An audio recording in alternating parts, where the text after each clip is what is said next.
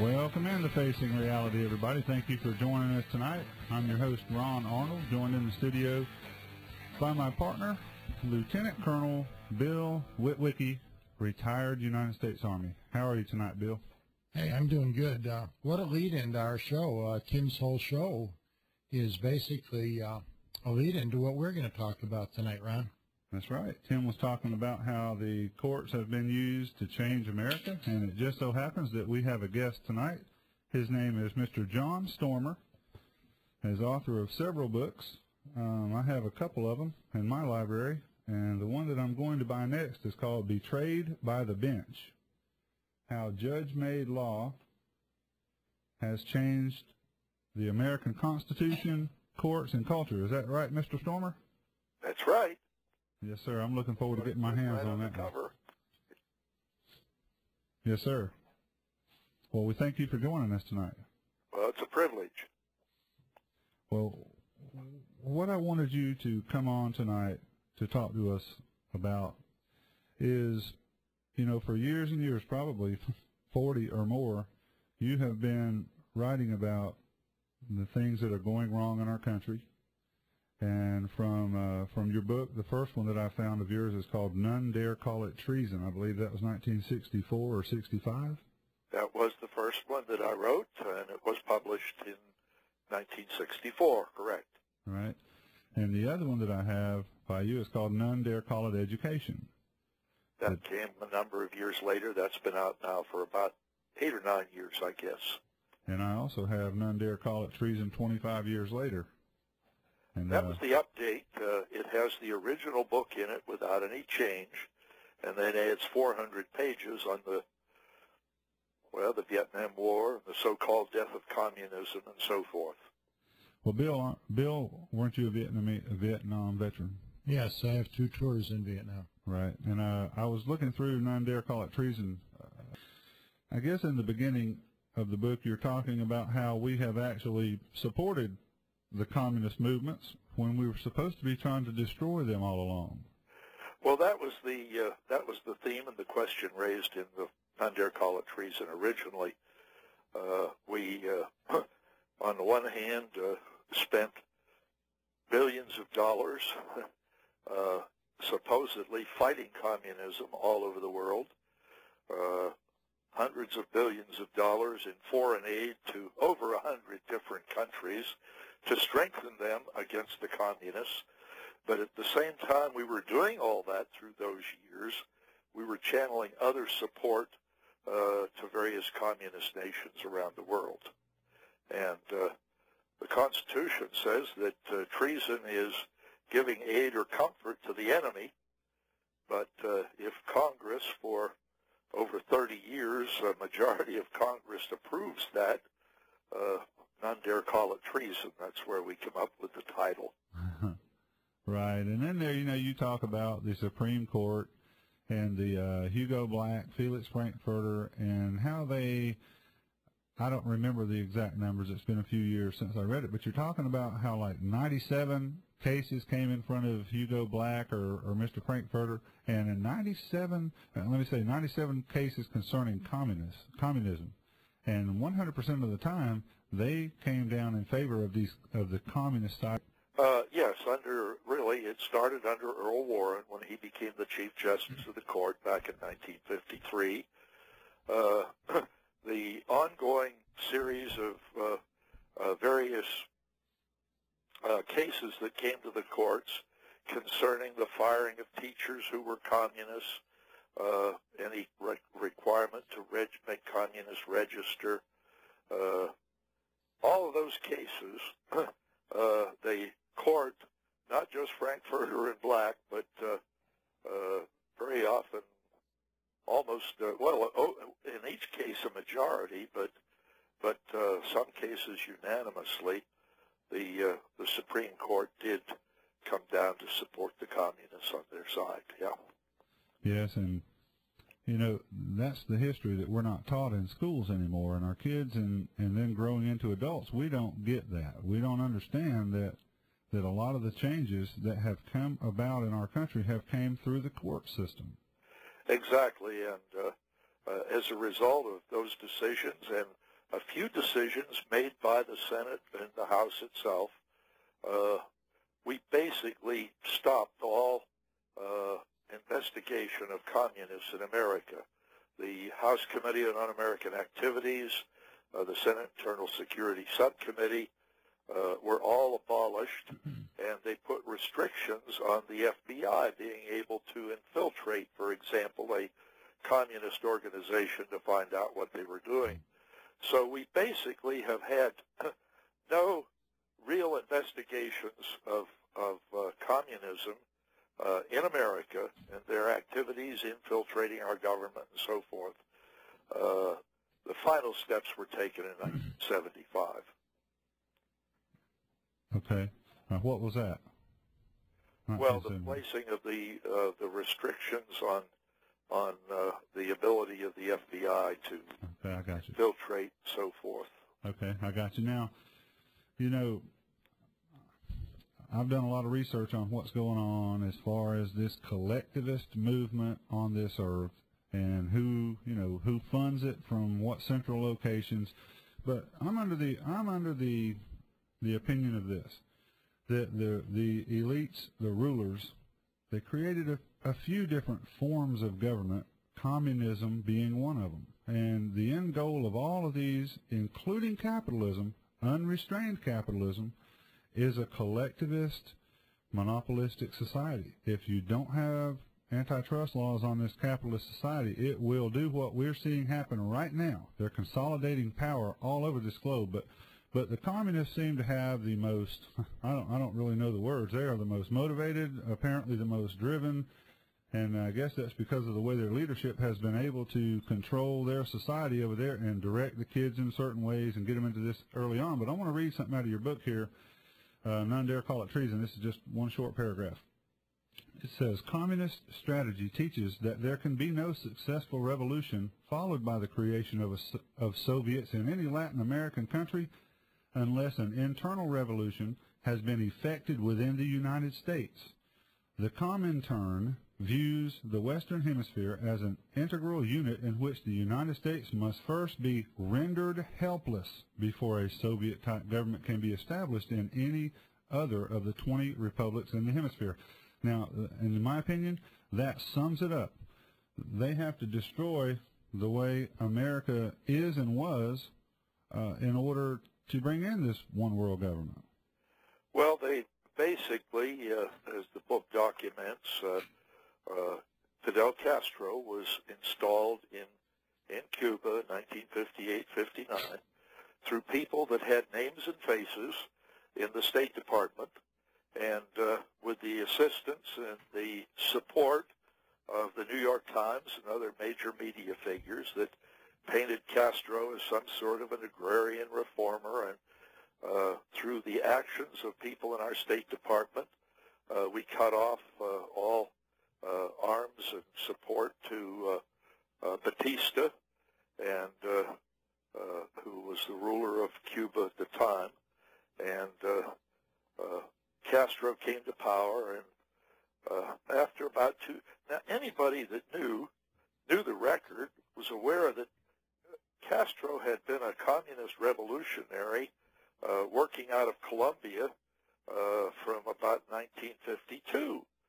And after he came to power, then finally the people in the State Department said, oops, we made a mistake. Yeah, so did the people of the New York Times. You know, I read a book by Alan Stang, and in that he goes through the articles during that time period that the New York Times kept saying, they're not communists, they're not communists, they're agrarian reformers, they're agriculture-based, this, that, and the other. Then, when he finally stood up and said, yes, we are, this is a communist regime. Oh, how did we get fooled? Yeah, not quite the case. Many of the same influences in the State Department and the New York Times and the other major media went through the same routine in the mid-1940s after World War II, when they painted the Chinese communists as agrarian reformers again, used the same title, and forced Chiang Kai-shek and again, those factors in the State Department.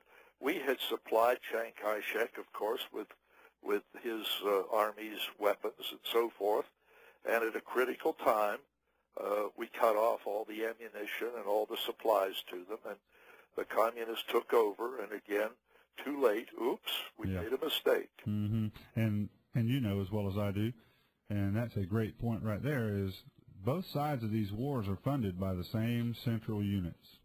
Sure are. Well, we need to head to a break.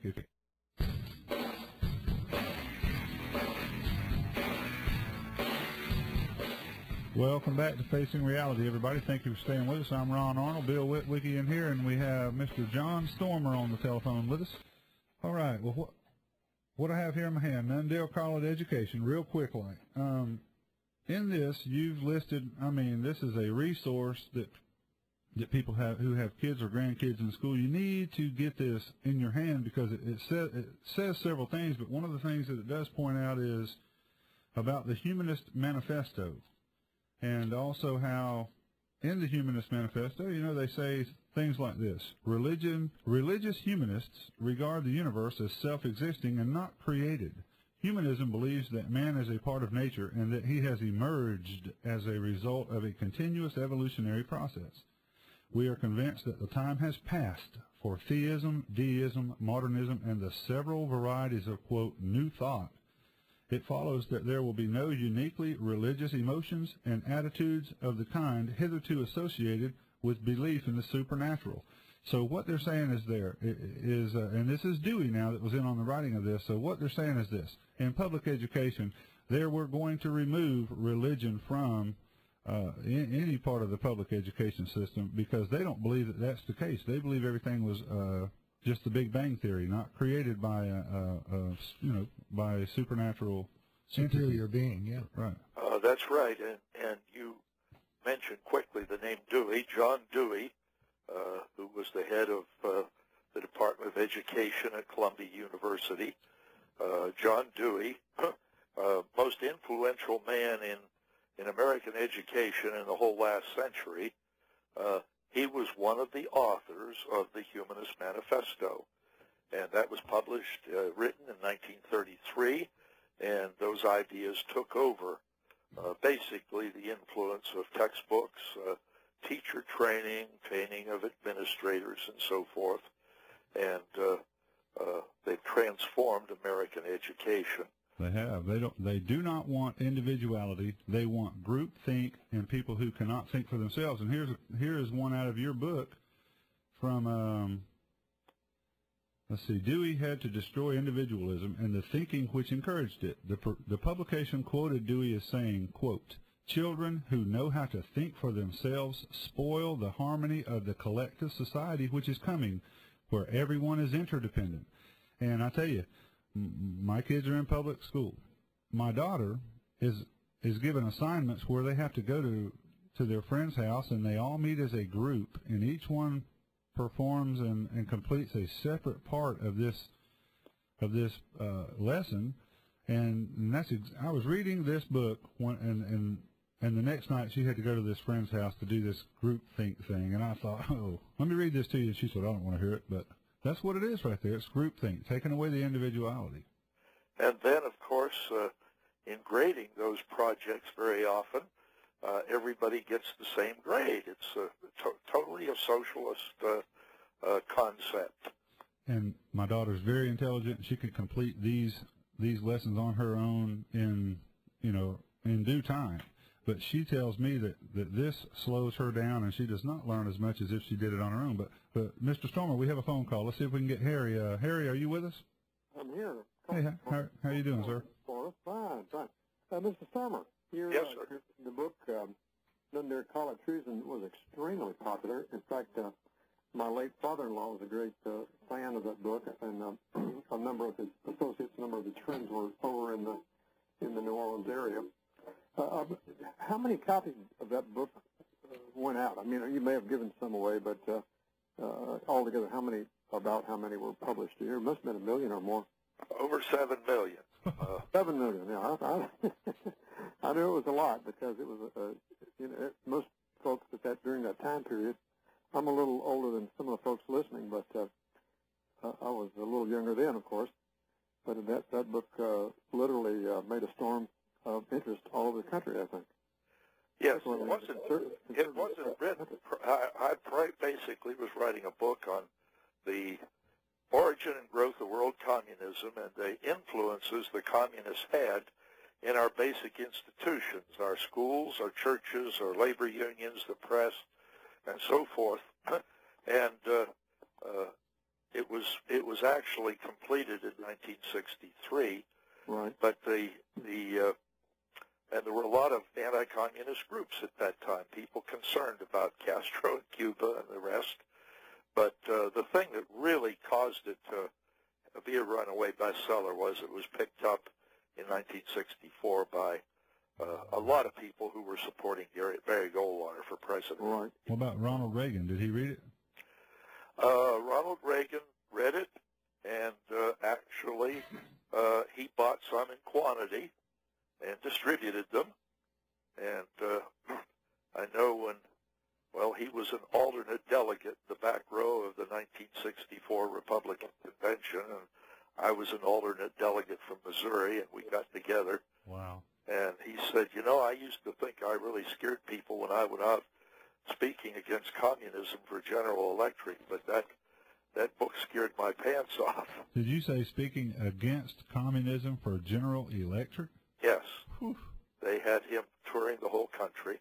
Wow. And in fact, then Ed Meese, the Attorney General of the Reagan administration, was quoted in Human Events some years ago as saying that he brought the book up regularly in discussions of the cabinet about communism. Wow. Well, that's really something. It's a privilege getting to talk to you, sir. Thank you very much. Yes, sir. And God bless, and have a good evening. Thank you. Thank you, sir.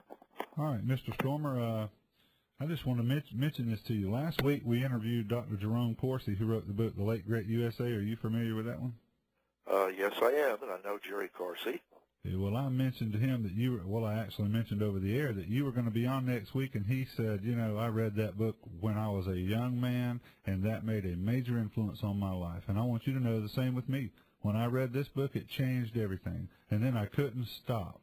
I was on this quest I've been doing it about 15 years now, and I can't stop. I tell Bill from time to time, look, I have other things to do. I need to be doing this, but then I just cannot walk away from it. The book has had its influence it was ignored by most of the press, but between Christmas and New Year's in 1964, Senator Frank Church of Idaho, a real leftist, was quoted as saying, "It's impossible to tell what the long-range effect of the poison introduced into the American political system by none dare call it treason will cause." How about that? All right, well, we're going to run to our bottom of the hour breaks away. All right, we're back here on Facing Reality. I'm Ron, that's Bill, and Mr. John Stormer is with us on the telephone here. Author of None Dare Call It Treason, None Dare Call It Education, and Betrayed by the Bench. All right. Let's see, Betrayed by the Bench. What year was that published, Mr. Stormer? About 2.5 years ago. Okay. And can you tell us a little bit about it, about what your goal was in it and what you're covering? Well, we wanted to try and there's a lot of people upset about the courts, upset, go back to 1962 when the Supreme Court banned prayer in the schools of America, 1963 when they ruled that you can't have the Bible in the school, and then in 1980 the court ruled that it was a violation of the Constitution to post the Ten Commandments in the school. There have been a whole series of those decisions. One that a lot of people concerned about, 1973, Roe v. Wade, where the court found in the Constitution supposedly the right to abort babies. Or 3 years ago, in a decision out of Texas, they ruled that it was unconstitutional for states to ban sodomy, and in effect said that Americans have a constitutional right to practice sodomy. And so basically the thesis of the book and the thing that I tried to do was give people an understanding of the basis of our law. Everybody hollers about these things, but unless we understand where we were and how we've been brought to this point, we're not going to be effective in our opposition. And a thesis of the book, the key thought in the book was this: the thing that sets America apart from any other nation in history is in the second paragraph of the Declaration of Independence, which says, we hold these truths to be self-evident, that all men are created equal, that they are endowed by their Creator with certain unalienable rights. Among these are life, liberty, and the pursuit of happiness. In other words, the thing that makes America different than any other nation in history was the concept that our rights come not from a king, not from a government, not even from a constitution, but from God. And then the next sentence in that second paragraph of the Declaration says, to make these rights, to make these God-given rights secure, governments are instituted among men, deriving their just power from the consent of the governed. Now, that basically says that government that was established was the Constitution of the United States. The Constitution of the United States was written to make God-given rights secure. Now, that being so, how could the court, 150 years or so after it was written, find in that Constitution written to make God-given rights secure, rights to abort babies, practice sodomy, or to forbid the prayer in the schools and so forth? Now, that's the foundation that nobody brings up. The lawyers didn't bring it up in these cases. And again, there ties back to Nunnery College education, asking the question, why have not Americans, there's a lot of good pro-life people out there concerned about these things, but nobody raises the issue. They say, isn't it terrible that the court has done this? But nobody gets down to the heart of how could the court find in a constitution written to make God-given rights secure the things that they have found. And the reason why Americans are ignorant of this fact is what they've done in the schools in the last 75 years. I can't find a public school history or government textbook written in the last 75 years that tells succeeding generations of young people the thing that sets us apart as a nation, the concept that our rights come from God. That's right. And here's something else. You're saying people don't look at how this is happening. Well, here in my opinion is how this is happening. Excuse me. There, our elected officials are appointing judges, and we're electing judges who don't have our best interests at heart. Now, here's an example. Here in Alabama, Judge Roy Moore put the 10 Commandments at the state building in Montgomery. Right. The ACLU sued to have it removed. I believe, if I'm not mistaken, the judge that presided over this was Bill Pryor. Shortly after he sided with the ACLU and showed the establishment they could count on him to continue the attack on God, he was promoted. Can anyone doubt that? He, I believe, was the prosecutor or the attorney general, maybe, wasn't he? Yes, sir, Bill Pryor. But I think he also took Judge Roy Moore's position shortly thereafter, if I remember correctly. No, he got appointed to the federal court. Yeah, he got a federal appeals court. I know he had a promotion, and I thought that it would be on the Supreme Court, but I was mistaken. But that's what I want to point out there is, now check this out. The ACLU came right here into the Bible Belt. They sent the top anti-God lawyers right down here where we are and showed us what they could do. And this judge that was supposedly one of us went along with it and received a promotion, folks, because he proved to the establishment that he would do this. And that's why he got promoted. Something else that we deal with, whenever the ACLU brings one of these cases, under an obscure law that Congress passed back in 1976, when the ACLU comes in and attacks on a case like the Alabama one, the Roy Moore one, the ACLU, the federal judge, ordered the state of Alabama to pay the ACLU their legal fees of over $500,000. Huh. This goes on all over the country. So we paid for our 10 Commandments to be removed and for the lawyers for the ACLU to pad their pockets. That's right. We did. I believe the fee was split between the ACLU and the Southern Poverty Law Center. Another communist organization. Well, so the thing is... No comment. The thing is that you can't go into court. Now, there was a time when you could. But if you're going to go before a judge, you don't you go in and say, God says. You want to get on their ground of the law. But I can't find any record that in Roe v. Wade or any of these other cases that worked their way up to the court where any judge or where any attorney, and there were good ones, raised the question of how can the court find this in the Constitution, which was written to make God-given rights secure. But we've lost all sense of that as a result of the education or lack of education in the last 75 years. I agree. I agree with that. Well, we need to take our last one. Welcome back to Facing Reality, where we hate to turn down our bumper music because we like it so much. We played the drums during it. I am air guitarist Ron Arnold and joined by air drummer Bill Witwicky. All right, folks, let's see. We've got everybody up here. Mr. Storm, are you still with us? I sure am. All right. I want to mention something real quick. We'll pull Barron up. Barron has some great comments to make also. I don't want to hang up on anyone. All right, but here's something I wanted to say.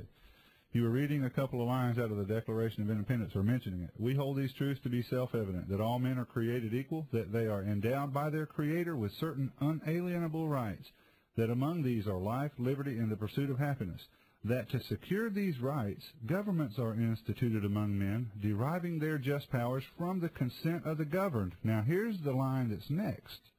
That whenever any form of government becomes destructive of these ends, it is the right of the people to alter or to abolish it and to institute new government, laying its foundation on such principles and organizing its powers in such form as to them shall seem most likely to affect their safety and happiness. And what that says is when the government starts working against you and working for itself and the corporations, it is our right and our duty to disband it and start that thing over and form it in a way that it will take care of our happiness and our prosperity, not sell us out. And that should be the responsibility of the states. Actually, the Declaration of Independence was signed as a contract between 13 states that established the United States. And they should have the right, but we don't have enough courage in any of our state governments to stand up to the federal government. I agree with that. What do you think, Mr. Stormer? Well, our guest mentioned that these things started in the 60s, talking about the ACLU and their influence, but actually the ACLU was formed in 1920, and the original board of the ACLU was made up by 4 people. 3 of them later became the heads of the Communist Party USA. That's right. And the other man became the editor of the communist paper. So it was started as a communist organization to be the defender of communists. Now, they claim that they've kicked those people out, but they still hold to a lot of those views of attacking God and so forth. I see. Well, Sue, are you with us? Yes. Go ahead, ma'am. We're listening to you. Well, I just wanted to say to John Stormer that our organization was very, very successful in distributing many of his, none dare call it Treason, the John Birch Society. And I helped distribute a lot of them myself, and of course read the book. And I'm very much interested in reading his None Dare Call It Education, too. I'd like to know what he thinks about this No Child Left Behind that was started by, I think, the first Bush, and it's been pushed to its limits. And I think that it's probably up for reenactment, but it ought to be abolished completely. The teachers that I talk to here just think it's just an abomination, and I'd like to know his comments on that. Well, no child left behind. The education bill that was goes back almost 10 years to the first Bush, and it started out as America 2000, and then Clinton picked it up as Goals 2000, and then the present Bush got the No Child Left Behind. And at the heart, it's imposed all sorts of controls on the schools of America. But the key thing is, there's nowhere in the Constitution that gives the federal government the right to involve themselves in education in any way. Absolutely. Right. And, well, I know you're familiar with Mr. Foster's quote in his book Toward Soviet America, where he said, of the things you can expect from your Soviet American government will be the establishment of a national Department of Education, and of the changes you'll see made will be the cleansing of the curriculum of any religious, patriotic, or nationalism, and it will be replaced with internationalism and the things that the new socialist government will want the kids to know. Just unbelievable stuff. Well, most of Karl Marx's 10 points for communism have been pretty well introduced into America, and number 10, of course, was all children in public schools. Right. You know, people look at that and think, well, that means that they're just in favor of everybody having schools. No, they want them in schools that they can control. That's right. Well, Sue, we appreciate your call. We're running low on time, ma'am. Mm-hmm. Well, thank you very much. Sure. All right, Dr. Stormer, we have about 2 minutes left, but I want you to tell us, what can we do? We need to turn this situation around. Give us some hope. Well, the final chapter of Betrayed by the Bench says if we really look at, humanly speaking, the influence of the press, the media, the schools, what's happening in too many churches and so forth, humanly speaking, there is no hope. But humanly speaking, we don't have to look at things humanly. There is a God in heaven, and he has intervened in American history several times dramatically over the last 200 years. And I'm sure he'd like to get involved, but he has limited himself in what he can do or will do in the world today to what we let him do through us. So basically, each one of us need to come to that thing that when Saul of Tarsus met Jesus on the road to Damascus and became the Apostle Paul, the first words out of his mouth were, Lord, what wilt thou have me to do? And I'd encourage a good place to start would be for your listeners to get out to that Eagle Forum program tomorrow night, wherever you said it was going to be. It's going to be at the Westwood Presbyterian Church out on Highway 84 West from 6 to 9 p.m., and that will be the Eagle Forum of Alabama. And they will hear, Anita Andrews will really lay out for them some specific things they could do. Well, I'll make sure to tell her tomorrow night that you know who she is and that you highly recommend meeting at this meeting here. Good. Well, sir, I thank you very much for your time tonight, and maybe we can get in touch with you again, and because our listeners need to hear what you have to say. I thank you for your knowledge and the work that you've done over the years, and I just appreciate it. It's an honor to talk to you. Well, thank you, sir. All right, we'll be in touch. Hold on one second. Go ahead, Bill. No, I was just going to say that as I remember, my Christian teaching, a lot of times God needs to be called into action through prayer. And I think, I pray for the country. I think one of the things that a lot of our Christian brethren could do is to commit this to prayer and call in the power of the name of Jesus Christ. That's right. Exactly. All right, Mr. Stormer. Well, you have a good evening, and I'm going to give your information out again real quick. You have a good night.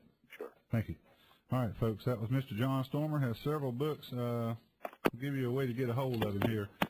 You can go to libertybellpress.com, or you can write to him at P.O. Box 32, Florissant, Missouri. That's Florissantmo for Missouri, 63032. And he'll be glad to send you some information. All right, folks. Hope you enjoyed that show tonight. Go ahead. I'd just like to end the 20 program on a note from James Madison, known as the father of our Constitution. We have staked the whole of all our political institutions upon the capacity of mankind for self-government, upon the capacity of each and all of us to govern ourselves, to control ourselves, to sustain ourselves according to the 10 Commandments of God. That was James Madison, father of our Constitution. One of our founding fathers. See, and that's what we need to know, folks. And to those callers who've called in the past and said, you know, you guys don't need to be talking about God on here. We can turn it down the aisle, down the dial there to get us some Christian radio. Well, look, this country was founded on that. And I don't know what to tell you. If you need to do your research and see, when God was prevalent in this country, we were strong morally and things went the way it should. As soon as it was removed by the communist Supreme Court, things went downhill. The plan, my friend. Have a good night. Like a true American. News Talk.